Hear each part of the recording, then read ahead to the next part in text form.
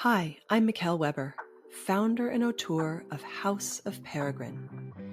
Expat, immigrant, pioneer, none of these were a fit, but Peregrine describes what we are all about perfectly. Those that craft their life story with intention. I've spent the last 6 years in awe of the life-changing connections and stories I have experienced while living abroad, and believe it is time for this adventure to be recognized, celebrated, and elevated to the life stage that it is. Through these interviews, I hope to connect those living internationally more deeply to both the place they are living and with themselves and those around them. We cover everything from international finances and meaning-making to global parenting and relationships to make your time abroad more intentional, edifying, and full of beauty. Find us at houseofperegrine.com, where you can find more ways to connect with the ethos of Peregrine. I hope you enjoy today's guest. Let's get started. Hello, everyone, and welcome back to the House of Peregrine podcast. Today, I'm excited to welcome Astrid Niels. She is a certified relationship coach, and through her coaching company, Happy Thinking, she assists men and women to find and keep their ideal partner by embracing and embodying love. Astrid, I am so happy to have you on today. Thank you for coming on and speaking to us. Yes, so thank you for having me. I'm really excited, and also thank you for making the topic which we are going to discuss discussable. Yeah, absolutely. So I want you to introduce yourself to everybody, but you and I actually met at an event with another mutual friend of ours, a perfume smelling event, which was really lovely. And so we got to know each other blindfolded in smelling all these crazy smells first. And then we got to talk about what you were up to. And so tell everybody maybe just a little background about how you got started in the space, and then we can move into the juicy stuff. Yes. So I think because we're talking about love and relationship, it's maybe important for the audience to know like what my background is a little bit, and also my family background and how I exactly like rolled into this. So when I was 5 years old, so I'm born and raised in Belgium, but when I was 5 years old, my mom, she got in a car accident, and she was in a wheelchair for about 1 year. The same year, my sister, who was 1 year older, passed away due to a medical mistake. And 1 year later, my father committed suicide. So my mother, she's not great with emotions, like lots of parents. And she kind of unconsciously, I think, emotionally groomed me to thinking that I always was the problem. And on top of that, I have a younger brother who's 2 years younger, and they have a very good relationship. And I don't actually with my brother and my mother. So I just, like when it comes to love, like I didn't really had like that safe and secure environment to know what love is. So that was actually a bit like, without realizing the stone which made me look for what does it even mean like to love and be loved actually. And then That became like, that's the start of your journey, basically, of what you do now. So actually, so I didn't feel seen by my family. And then so what I did as a counter reaction was always like, see me, see me, see me. So I wanted to do like great studies, because I come from a conservative family, like, look, I have good grades. I failed. And when I was 21, I said like, I'm doing everything wrong because I am so unhappy. I don't understand. So then I decided to go and study abroad. And that's actually when I was 21, I decided for the first time for myself what I wanted to do. I couldn't find myself in my environment where I was born and raised, like with all the opinions of my family, the opinions of my friends, what I should do. And then I said, I can't. So I decided to study abroad. And then that's when life actually started. Nice. And where were you studying abroad? Yeah, so I studied 1 year in Denmark, then I went to Shanghai, and then I stayed 1 year in London. And actually in London chose HR, which was like the course working with emotional and spiritual intelligence, and also transformational diversity leadership. And after I finished because it was like the whole study abroad was actually international business management marketing. And I knew when I finished, like, I want to do something with this. So in the weekends, I studied coaching, and then during the week, I was just working as an executive assistant in London. And then when I had that degree, I started working part-time as an executive assistant and part-time coaching. And then actually, I was already 5.5 years in London. I came back to Belgium.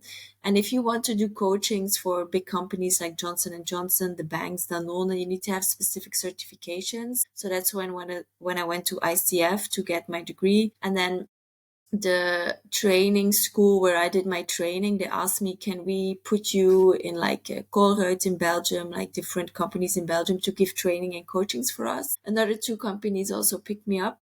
And then that's how I did always like coaching for others. But then I realized there's something very interesting. I learned the concept about having a different model of the world. So for example, IT and sales, they have a different model of the world. And then after a while, I decided to have my own company, which was called Leaders of Tomorrow. It's also co-founders. You have one IT, one needs to make it, one needs to sell it, and also companies with different family generations. For example, father and son or grandfather and son who also have a different model of the world. And then actually my friends told me, Astrid, you know so much about relationships. You need to just tell the world what you know. I was like, no, like I'm the forever single. It was way too vulnerable for me to share my story. But then it took me 2 years, and then I decided, yeah, no, this is for me and I need to do it. And I'm very happy now that I can share what I've learned and see other people grow in love as well. Nice. So I want to back up a little bit because you said something really important, and I can see in hindsight how it worked. So when you're in a corporate setting, different departments they have different models of the world. That is such a lovely way of putting it. And by the world, we mean maybe even the company. So they Yes, have a different model of the company that they're both contributing to. And exactly. so not only do they maybe have a different way they move about the world in their personal lives, but what they're collaborating on, which is the company, they have totally different models, how they interact with it, why, all these things. And so that can directly be applied to cultures, so different cultures, but also men and women or two people in a relationship. And so that seems like the connection you made. Yes, and what I find very interesting is what you say. So yeah, for example, just you have a square and you have a ball, and you can put it like in the different silos in the companies, or you can put like just for example, the man is the square and the woman is the ball. But then you have like the higher common good. The higher common good is the company, or the higher common good is the relationship. And how do these two come together, and how do you make it work? So that's what I try and do. And what I find very interesting in relationships is like when you have like a man who's attracted to a woman, initially he's actually attracted to her because she's maybe masculine, like she knows what she wants, she's strong. So actually his core traits, he's attracted to her in a woman. Likewise, when you have a woman and she meets a man and he can listen very well and he's attentive to her, which are more like feminine traits, then it's just she's attracted to that in him. So that's just really really interesting. Yeah, it's rich. And when we say masculine and feminine, I think we both understand that masculine and feminine exists in every individual. Yes. And these some people use, I know there's I can't remember his name, but he uses line and circle instead of masculine and feminine because often these words have so much baggage, or for better or worse. But when we're talking about it in this context, I think we both understand that exists in every individual, and it's not necessarily tied to gender in the sense, like the biological sense. No, and I think what you said when we talked a little bit earlier last time is like we sometimes overextend in one area. And we talked about, getting yourself into balance. And I think it's both as well with women as with men, is like, how do I balance both dynamics which are in me actually? If you're a man and you cannot listen to your wife or your partner because you find it way too challenging or it triggers you, that's not good.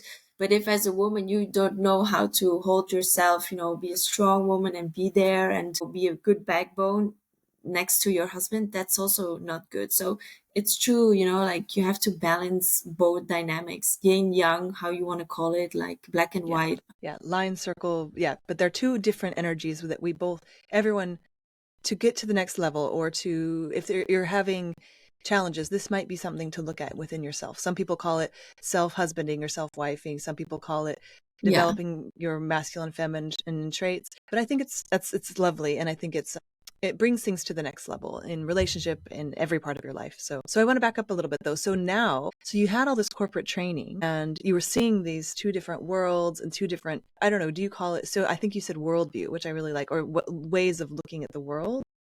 Model of the That world. is, yeah, model of the world. That is so important because I think a lot of, and right now your specialty in couples and helping people find and keep the ideal partner for them. This is a big thing in couples counseling that has been over the years. We have to have a shared reality. And that, I think, has gotten so many people in trouble. Yes, and I That, think, yeah, go ahead. no, and so I would love to, I think what you're bringing is we have two models of the world. They're both valid. They're both Yeah, real. yeah. And they are needing to come together. But that, I find that is a relatively new concept, if that makes sense. Yes, and I'm so happy you share that, because actually, like, I think it was last year or the year before, like, you have something called in Belgium, which is called like 40 under 40, which is like a leadership program. And they actually rejected me and they said, you are ahead of your time. And I hear this like constantly, like, you are ahead of your time. So and actually, for me, it's basic common sense, but maybe basic common sense that we have lost somewhere along the way. Because what I find a little bit different with therapy, for example, is like I'm very action oriented in a sense that I truly believe if you take responsibility for who you are and, you know, how you present yourself in the world, you see immediate results and you shift things very quickly. That's also my approach in my coaching practice. Like, I don't talk and talk and talk. I get very exhausted, you know, when there is no change. Like, I'm like, come on, try this exercise, do this, and see how it changes. And then, yeah, that's maybe different when it comes to therapy or counseling. Yeah. And I think they're both valid. But I Yes. think that it's nice to have this very, very important stance that, and responsibility doesn't mean blame and it doesn't mean blaming, taking No. responsibility. So these words are really important to get to the Yeah. heart of them, to pick them apart and get to their real meaning, because I think that it's at least for me in my personal life has been very important to assign those words to their proper meaning. So it sounds technical, but yeah, it's important. And what I really want the listeners to know is that there is nothing wrong with you. So I always compare, like, when something is not working in your, let's say, professional life, you just go and, you know, look, or even like technology, you just look what is not working in technology and you twist it and it's working. It's the same actually with your love life, but we have been, I think, maybe raised or culture wise, society wise, that if it's not perfect, that there's something wrong with us. And that's not the case. You just don't know maybe how to look at it, how to approach it. And then your potential, your love potential stays stuck. So it's not something wrong. You have to replace it. I have untapped love potential. Then it's such a different way of looking at it. And then it becomes much more adventurous as well. Yeah. I love that untapped love potential. And that can be individually if you're single or within a current relationship. There can be untapped love potential in a current Yes. relationship, even. So within Yeah. yourself and within whatever you're collaborating on, whether it be a project, even, or within Yeah. your romantic relationship, or even a relationship with a child. Yes, I feel always in life when there's like a blockage, what kind of blockage that might be, you know, project, children, your health, then life is trying to show you something. And life is trying to show you maybe via first showing the rain and then, you know, the sunshine, but that there is something to crack open.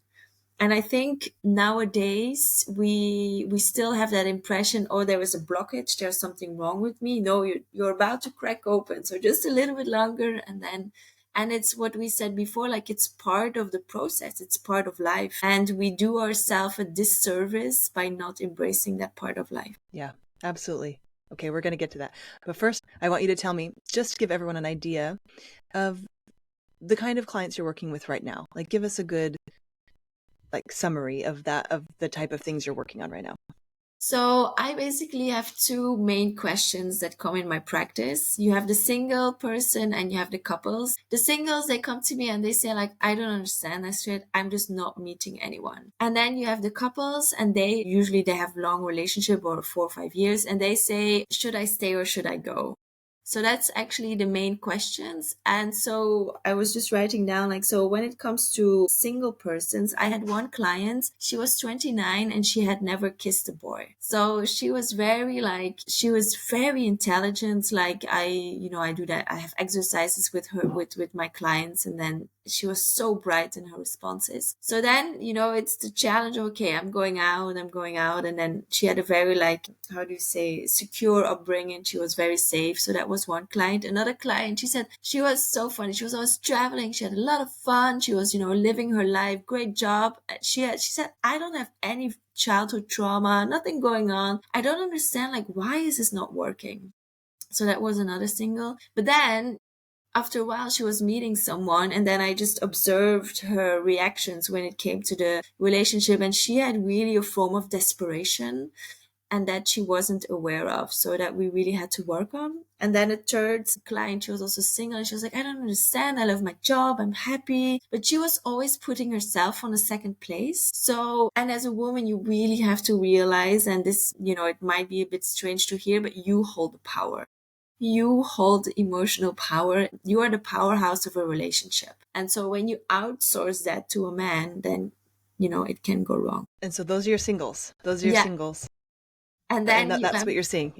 Yeah. So when it comes to the couples, there was one, she was divorced. She had a new relationship. She had her own company. She had 2 young children. And she said, I don't understand what's going on with my partner at the moment. He doesn't want to she told me, for example, they were now moving apart, but then they wanted to, move in together. And she said, what if we, for the time being, see each other 4 times a week? And he couldn't do that for her. And I said, do you really want to be with a man who doesn't want to see you more than 4 times a week? And this just really hit home, so that we had to work on that. And then she told him, he woke up, he's being more attentive and so on. Then I had another couple and she was so funny. Like she was, she loves to cook. She's like this super excited woman always. But then she had like this very vulnerable girl in her, and her husband wouldn't hug her. Like he wouldn't be attentive to her. And then she said, I don't know, like I'm just the man of the house, and we had to work on that. And then another. What was working on that? It was something unconscious in each of these cases. That's what I'm catching is in each of these cases, these people couldn't see that they were acting out of their subconscious. And so yes. With the singles, I can kind of get it, but with the little girl, she was subconsciously acting from this little girl place that then her husband was reacting to. Yes. And actually she got then in it's really funny because she had lost herself somewhere along the line. And then the part that she lost, she wanted to go and get from him, and he was rejecting her in that, because he was right, because it's not his responsibility, it's her responsibility. And then we had to start learning to love that part of her. And then explaining to him like, these are one of my needs and it makes me very happy, and can you please do that for me? But that's very different than if you tell it like this, then he has an option, does he want to give it to you or not? While otherwise she was more like demanding it from him, which is not the same. But these are just very delicate intricacies. Yeah. And they're things that she probably wouldn't have seen before. So finding them is actually essential. So maybe they would have had, and again, these singles, they're having a great life. They're not, but they want love. They want to go to that next level. And in this couple, they probably would have stayed married for the rest of their lives even. Yeah. But if they want that next level of intimacy, which is what it seems like you're describing, this next level of intimacy, or having something in a relationship that they're missing. Exactly. Sometimes you can't see the things that are holding you back on your own.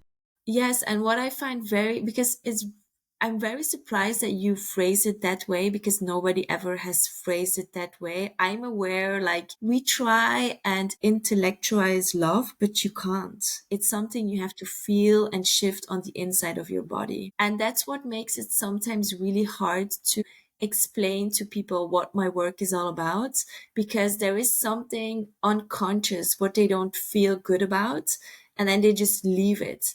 But that's actually the signal that there is more to get. If something we have said to ourselves, it doesn't feel good, and it's okay that it doesn't feel good. And that's wrong.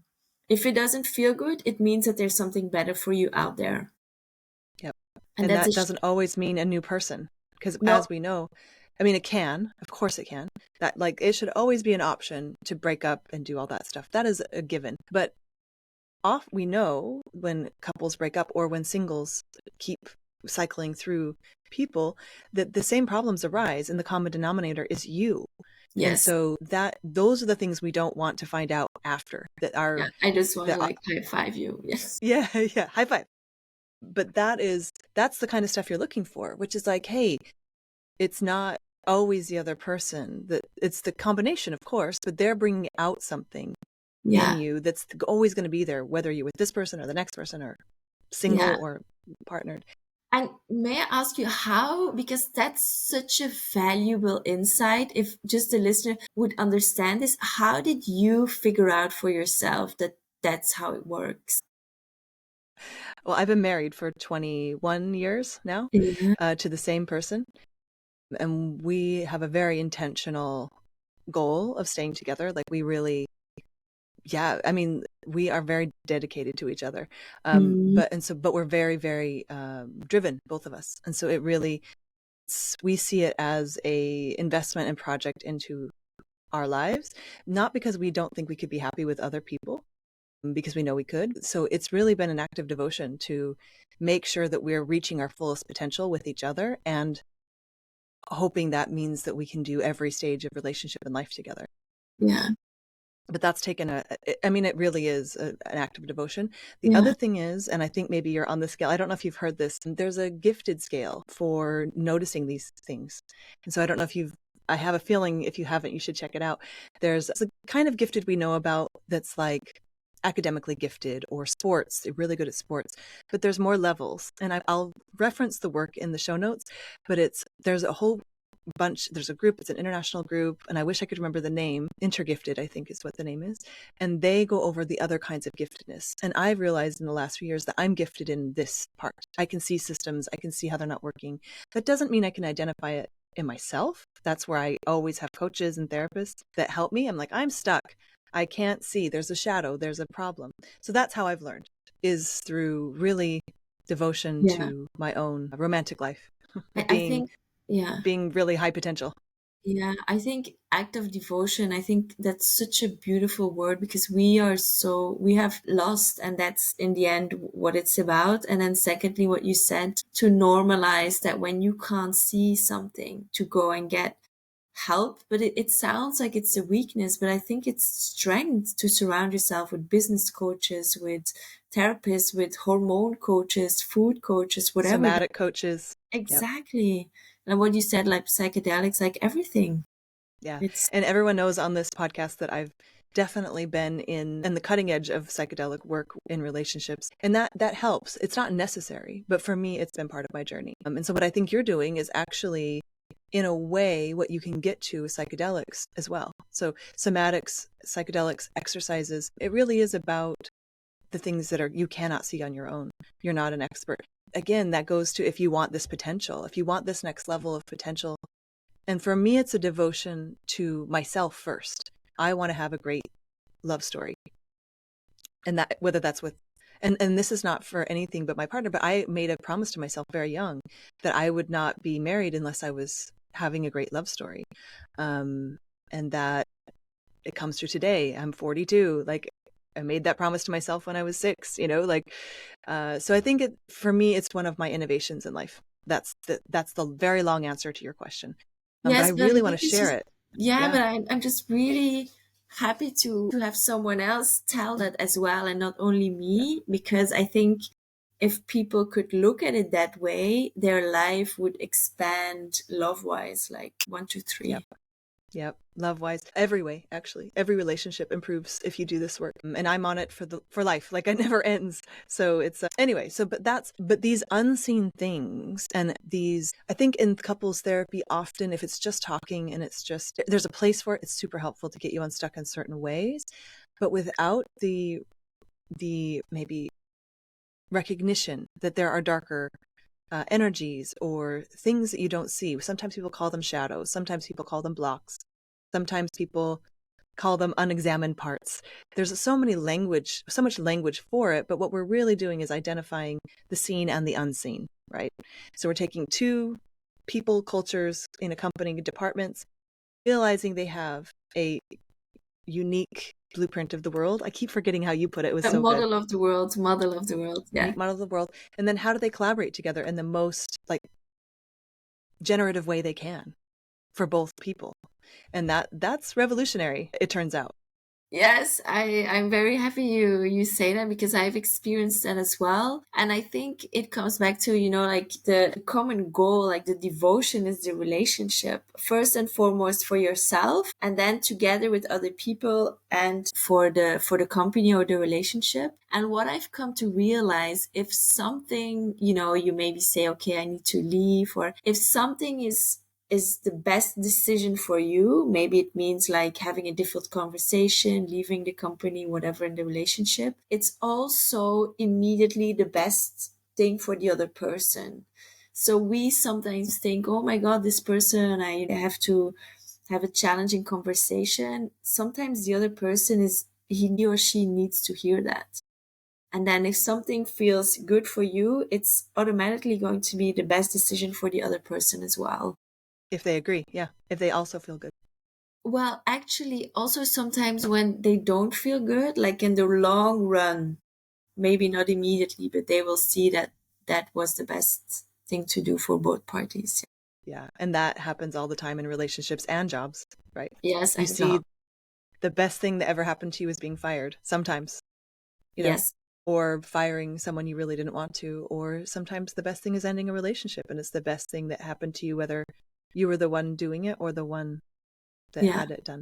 But what I really see when it comes to couples who have been married, for example, for 20 years, and I think I told you previously, like there has been like a betrayal, like he betrayed her for 2 years, another couple, he also betrayed her for a couple of months, and another couple, he also, and then there was another couple, she. And then what I came to realize with all of the four couples, in the end, they don't want to leave the relationship, that the other person or the betrayal is showing, actually is bringing to light that there is something lacking in the person. It has never ever anything to do with the other person.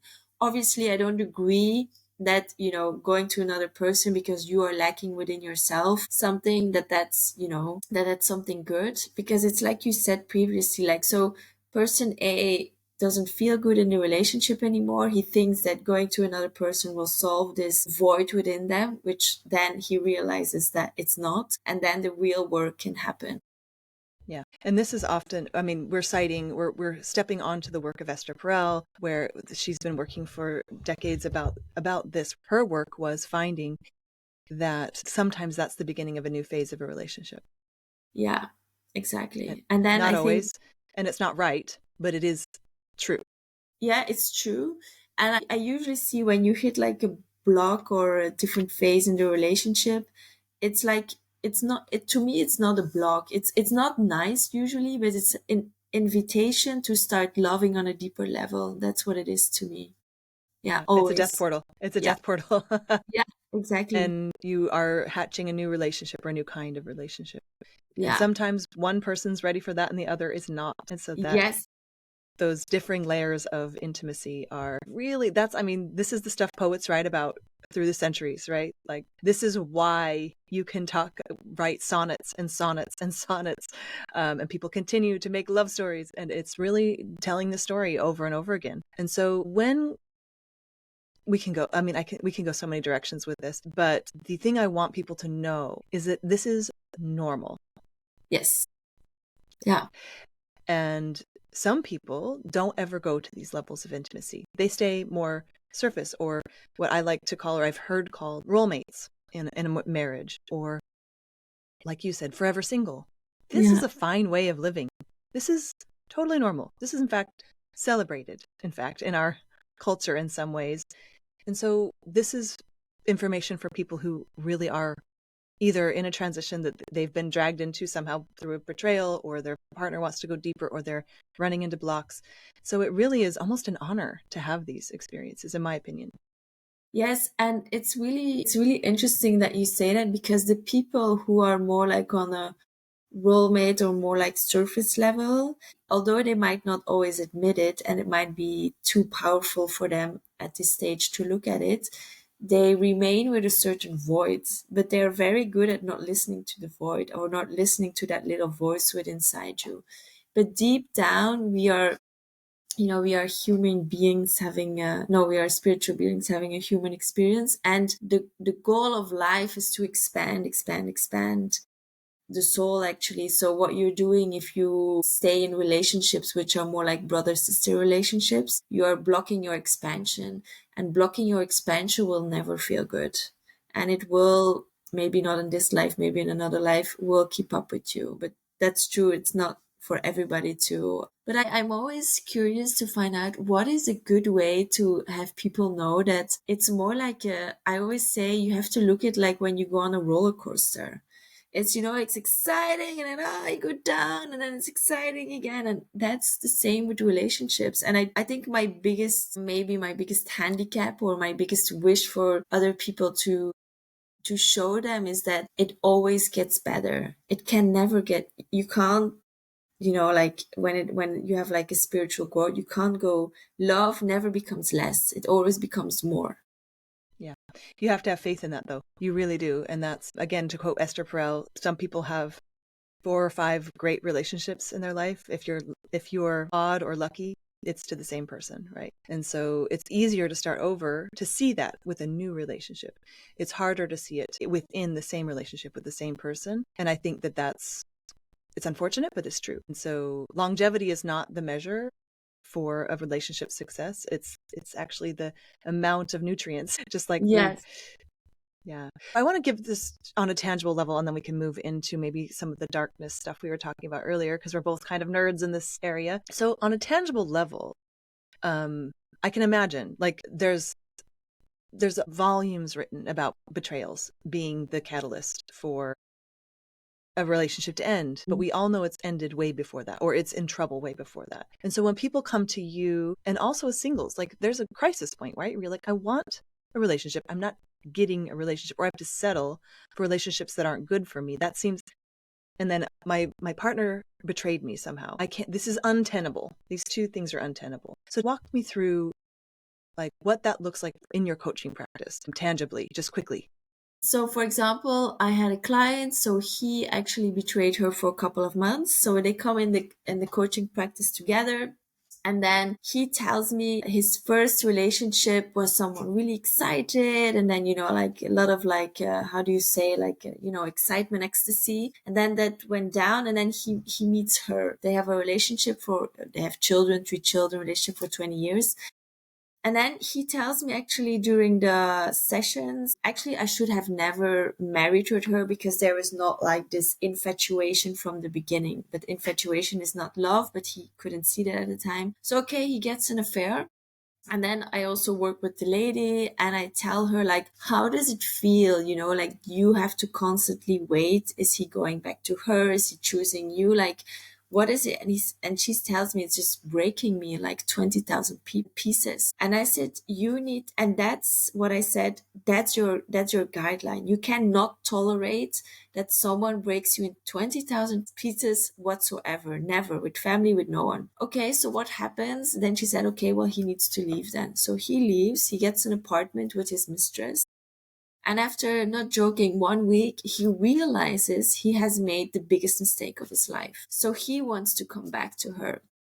And then I said, okay, now he wants to come back to you. Like, how do you feel about it? Well, she said, I'm actually very happy. During the process, I learned what it means to choose for myself first. And it's what you said at the beginning as well. Like, you have to choose for yourself first. And now from this choosing myself first, he can enter. but not like I have forgotten everything, but just like very slowly he's allowed to come back into my life. And then she realizes that she also had like she also was responsible for what had happened because she lost herself in the process. And you can never lose yourself in the process. You're first devoted to yourself, and then you can be devoted to someone else. Yeah. And I can hear my audience, and myself included, going, why do men, it seems like in a men and women relationship, why do you have to leave to get them to see? Yeah, so that's a very fair question. Yeah. It's what I see. I don't have like why it happens, but what I do know is that the timeline of a man works completely different than the timeline of a woman. So that's one thing. What I mean by that is, so the other couple now who are, wanting to move together, like, so he says, okay, I want to move together. And then she asks when. 2025, he says. And then she's like, 2025, like, what does that even mean? So now also with her, I said, how does it feel for you when he says 2025? Well, I don't know, because it makes me restless. I don't know. It's like December, July. And then I said, what do you want as a woman? Well, she said, I want July. So now she's going to communicate with that. So for him, like, and also, for example, maybe this is more, so when you have someone, let's say it has been 2 weeks ago with a man, he might say, oh, I had her on the phone like just yesterday. So the timeline of a man works completely different. That's one. And the reason behind it might be that commitment for a man, it's a very big thing. And it might be a little bit hard to grasp, but when you enter another layer into a relationship, you have to commit on another layer, first within yourself and then in the relationship. So that might be to understand the dynamics. Yeah. And we're speaking at such an abstract level, but what you're saying is it's something that we don't want to accept always, but it's not informed by what we want. It's informed in the cultural overlays we have, in the DNA of us. There are stories. And this is what I'm a woman who did a TED Talk about blockchain and how it can help women have economic freedom, like in a relationship. And so these are not things that are convenient to realize. You think the world works differently, but we can't deny that we are different, and not everyone's the same. Not all men are the same, not all women are the same. But we do have cultural stories and genetic stories that we are contending with, or they're in our bodies, and sometimes we don't understand them. Yeah. And so if you can understand them, whether you like them or not, it can bring more peace and understanding. And so I think it's really triggering, at least it has been in the past for me, to hear things like men are on a different timeline. Yeah. And that's it can be a very triggering thing to hear. Like, well, why do I always have to be on his timeline? Like, women have been subjugated for centuries. Like, I'm sick of being on his timeline, which we're not. That's not what we're saying. So I would just like to make that clear.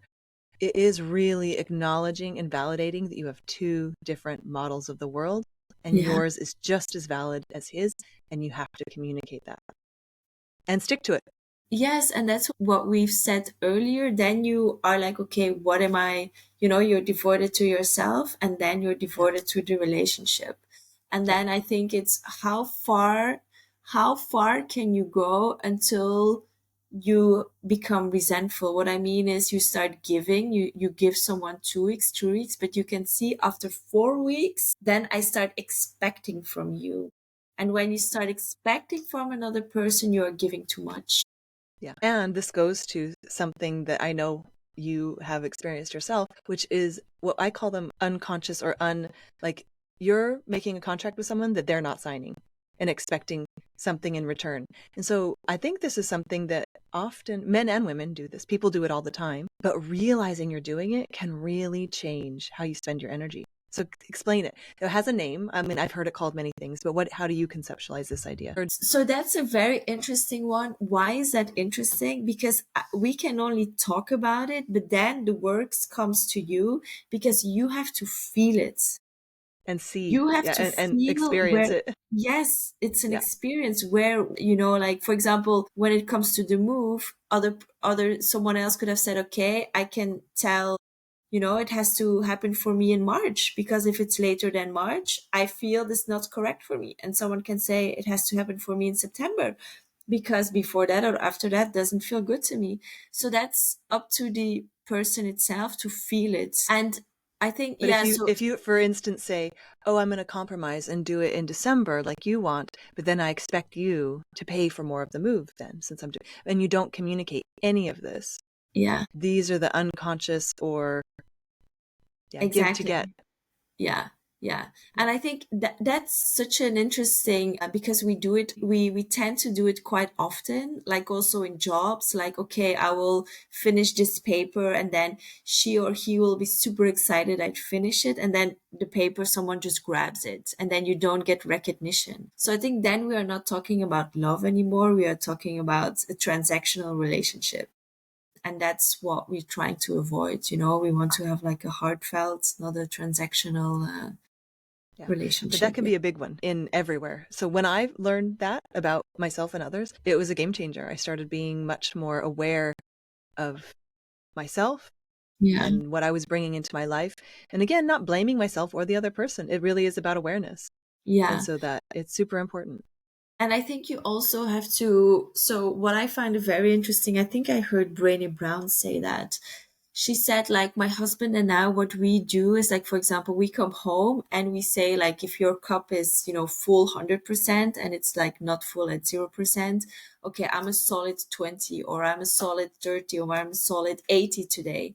And then as a couple, you come together. And what do you do? I think it's most challenging when one person is 5 and the other person is just a 10. So then you have to go and talk to each other and say, look, I'm a 5, I'm a 10. How do we going to manage this? Because we're both really empty. Yeah. Yeah. Yeah. These are basic, really good things. So I want to bring this to international couples really quickly, because I know you have Yeah. experience here. And Yeah. so every relationship, work, every relationship you have in your life is going through these cycles of depth and da, da, da. So when you move abroad, in my opinion, and I want to hear your opinion on this, it speeds things up, Yeah. or Why it is can. that? Yeah. Why is that? Like, tell me about that when you're working with either two people from two different cultures, because men and women are kind of different cultures to start with, but then add layers to that. You're from two different countries. You're from the same country, but you're in another country. It puts an accelerant on these things, I think.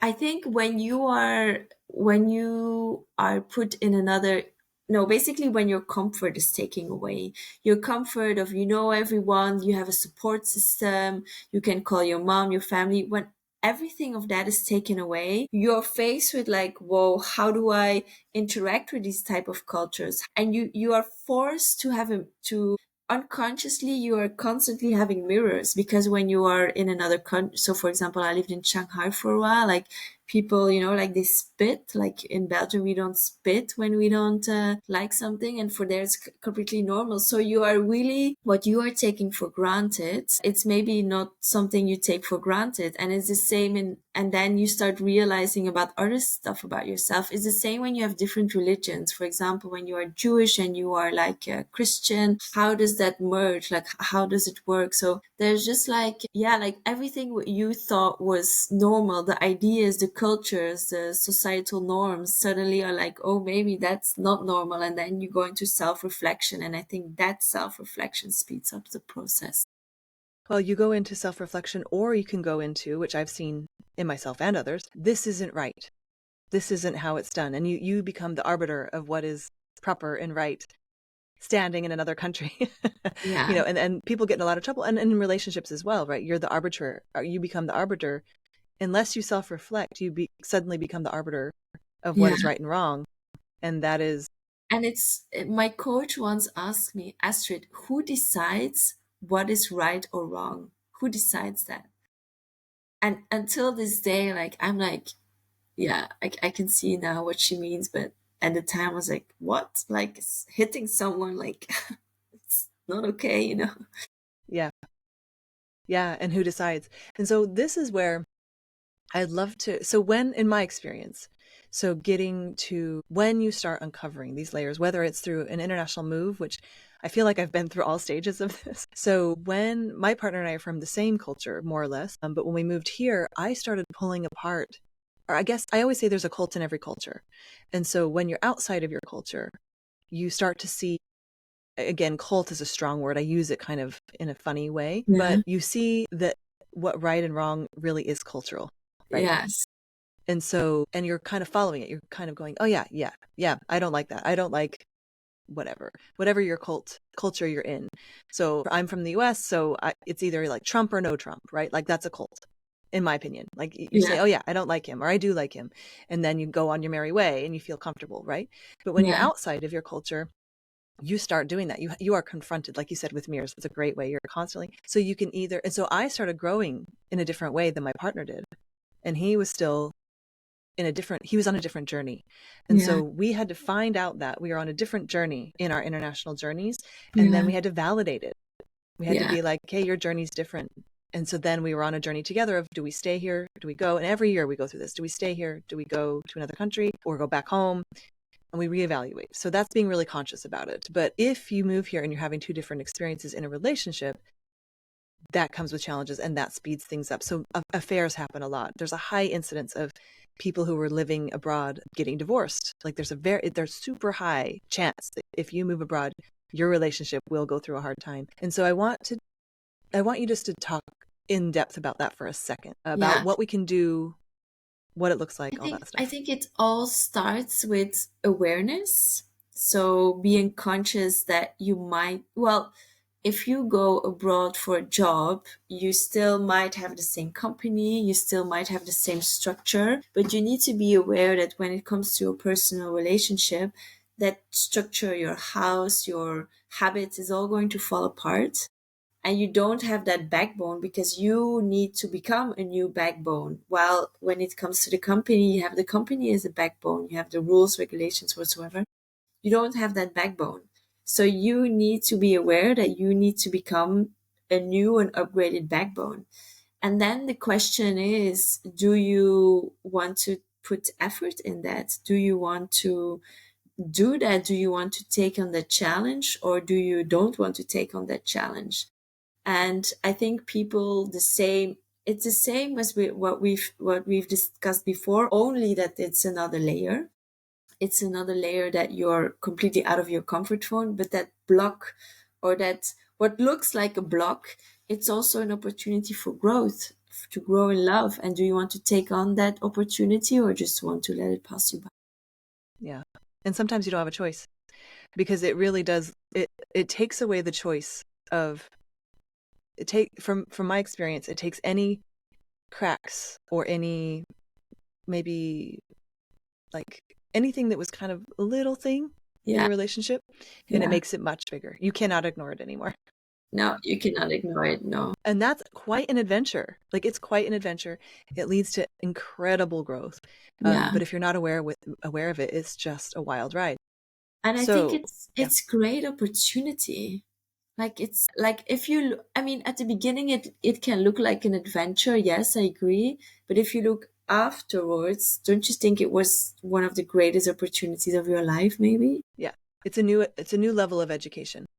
And so that's why I'm hoping to bring this home in a tangible way for people, because it is a beautiful thing to let. I mean, there's a saying, right? Like, men get married hoping women don't change, or women get married hoping men don't change, and men get married hoping women never change. And I hate that saying. I think it's really destructive. But I don't know what planet you live on, but planet Earth, like, everything's always changing, and that includes relationships. And so how you do that, it's like going to university or something. Like, you really have to embrace it.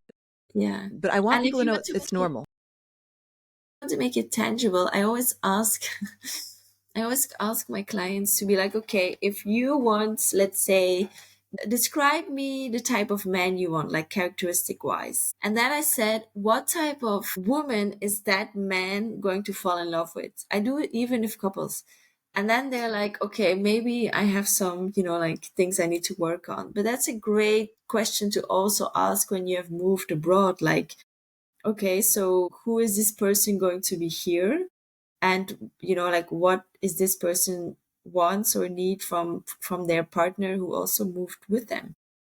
Yep. And I see this come up especially when they've changed roles. So if one is coming for the other's job and they suddenly take on, they can't work for some reason and they've been both working, and one of them suddenly takes on the household and they've completely, that's a journey on its own. And so they completely change into a person maybe that the other person isn't interested in anymore, but they didn't do that consciously. And so, there's multiple ways out of that, including coming to see you, but it is in a reality. And I think one way to what I have couples do sometimes is they have like, it sounds maybe a little bit corny, but like they have a weekly meeting, they have a monthly meeting, and they have a quarterly meeting.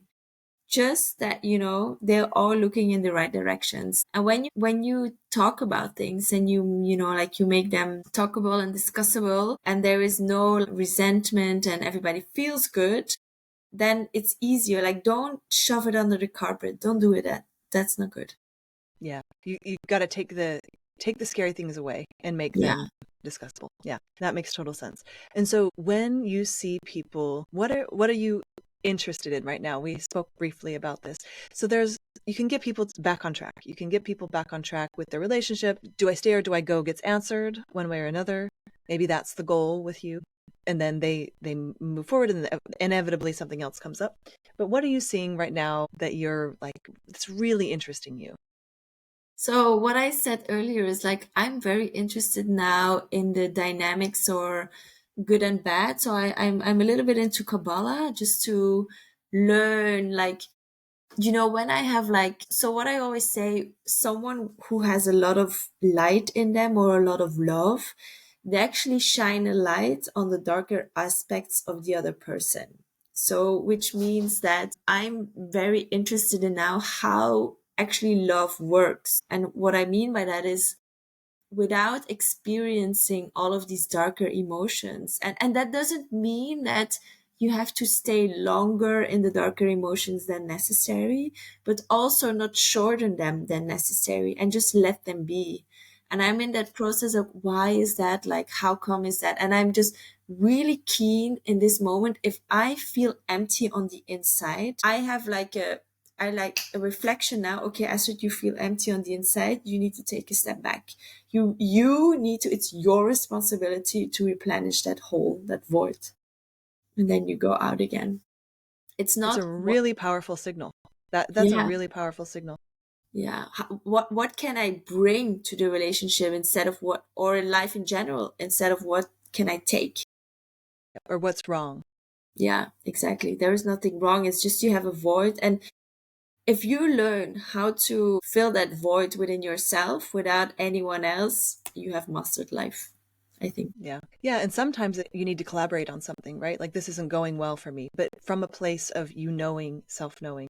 And that can't come, like you said, without knowing the darker or the less convenient. So we're talking about anger. We're talking about Sadness. sadness. We're talking about maybe stories that are in our body that we don't like. Men have this a lot where they're like, I realized I do have these stories about women that I'm acting unconsciously out of.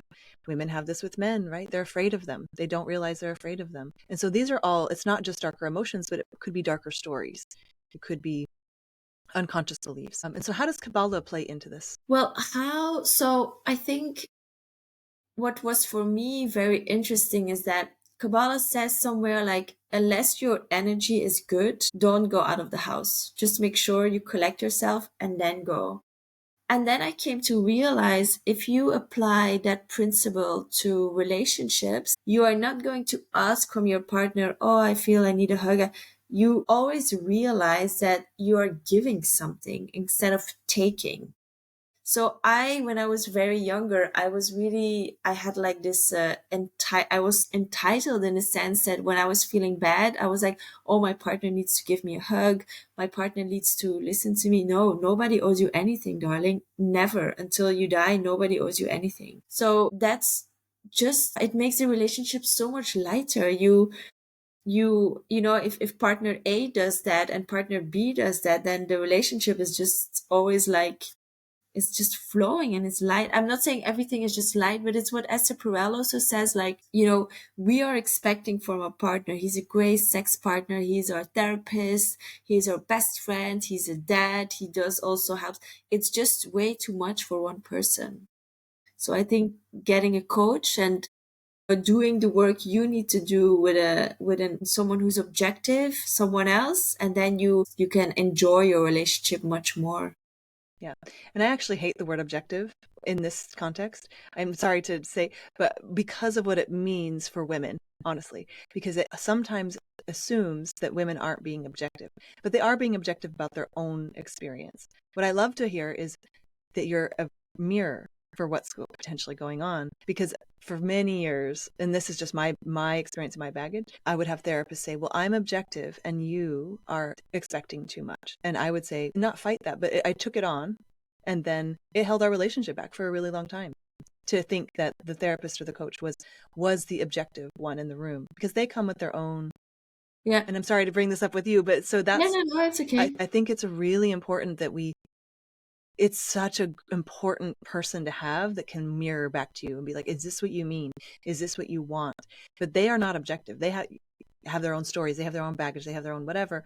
So you still have to be, again, the expert at yourself and your own advocate. Exactly. And I think that, again, like, you can use that word. I'm not trying to take it away from you, but no, but I think I'm very happy, because what sometimes clients do is like they come to me and they're like, you're the expert and you know everything. No, I'm felicitating this process. But what I said previous, you need to feel, where is your boundary? You need to feel it. And I also don't want that responsibility as a coach or as an expert or as whatever therapist. I don't want it. Yeah. And do you think this is where, and do you ever have this? I think, for me at least, that's where it comes in, when you need to find those boundaries of having maybe a therapist or a somatic coach, or where you're up leveling in your relationship. You have to up level and find your own edges over and over and over again. And so for me, it's been a really powerful combination of always having someone that's just for me, that's coaching me in business or personal. Yeah. And then the relationship has its own coach. And this is, again, we're coming from a very privileged point of view. Before I had coaches, before I thought of that, I was reading books like crazy. So I call them like my podcast coaches. Like, I would just listen to podcasts about it, because I didn't have the resources, or maybe even the knowing that it was necessary. And so people can do that as well. Yeah. And I also think, like, when I was living in London, like, I didn't have the resources as well. Like, I was listening podcasts, I was reading secondhand books, like, but what I do think, there's always a way within your environment. Everybody has a way. Like, I don't believe that you can't, like, because I also believe that you chose a certain path maybe, and that in that environment, those lessons are meant for you to grow, to expand. So I think there's always opportunities for you to learn and to grow. Yeah. And again, like, hiring a coach is one way, and it's a very direct way. If someone were to hire you, I have full like, you are a very skilled and a wise person. So I'm really, really happy you could go on this crazy journey. Like, we've just talked about everything. I hope everyone could follow along, because you are very talented, and I can tell that you've done a lot of work in this area and are helping people find a way in these harder to reach places. I would say they're harder to use our mind for. Yeah, I think I just want people to know that it's just untapped potential in what area: finance, health, love. It's untapped, and there's nothing wrong with you. That's the main thing I want to give the audience today. Yeah. Me too. Normalize this journey. It's going deeper, going further, and your own journey. Yeah. Astrid, it's been a pleasure. I'm going to be mindful of your time and wrap it up, but we could talk about this for hours. Please tell people how they can reach you if they want to work with you or know more. So they can follow me so my website is happythinking.me, so M from mother and E from Eric. They can find me on Instagram as well, happythinking.me, or on LinkedIn, Astrid Niels, and they can just send me a message, and we will get talking. And you help people from around the world. Like, yeah, I do. I have an international clientele. Okay, cool. All right, we'll put that below. And thank you so much for joining us. Thank you, everyone, for following along. Please feel free to like and subscribe to our channel, and find Astrid if you would like to know more about her practice.